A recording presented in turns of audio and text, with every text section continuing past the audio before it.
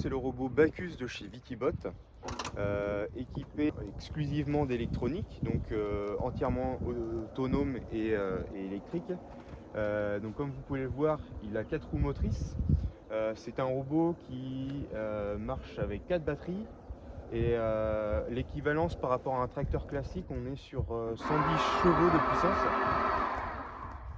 Donc cet outil va nous permettre de travailler nos sols, de faire du rognage, de la tondeuse.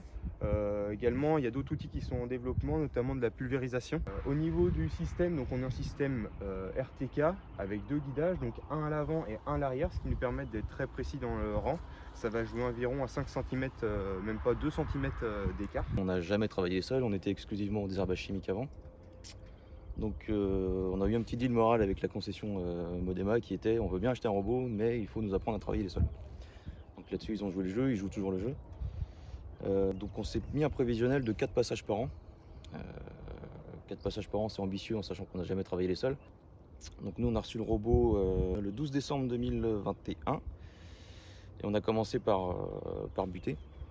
Donc on a mis les disques crénelés à l'arrière pour pouvoir créer cette fameuse motte. Et là, on attaque le deuxième passage, première semaine de mai, avec les lames intercept et les doigts cresse. Dans l'absolu, on espère faire le troisième passage à la mi-juillet ou courant août, également avec les lames, et pour repasser la décabillonneuse pour l'hiver.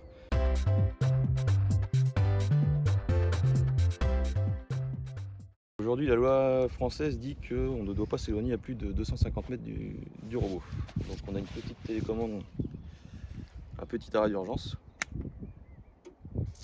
Qui au cas où, s'il y a un problème, quoi que ce soit, un palpeur, un humain qui passe devant, va s'arrêter, se mettre en arrêt. Et si jamais il y a vraiment un problème, une personne qui vient à venir en voiture pour X ou Y raison dans un rang de vigne, pourra l'arrêter à distance.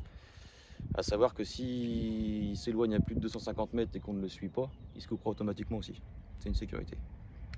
Donc on attend que la législation évolue pour laisser une autonomie complète dans les parcelles agricoles.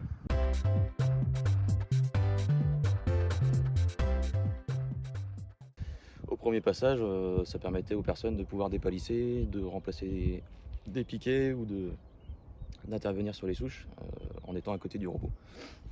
Donc on mobilise qu'une personne pour faire 2 travaux différents. Après on adapte la vitesse du robot en fonction du travail à faire dans la vigne à côté. Quelqu'un qui va tailler qui va être beaucoup plus lent, on peut avancer de 0,5 à 1 par exemple. S'il s'agit de dépalisser ou d'attacher les baguettes, on peut avancer à 3 ou 4. En fait on régule la vitesse du robot en fonction de notre avancement pour garder une distance de moins de 250 mètres.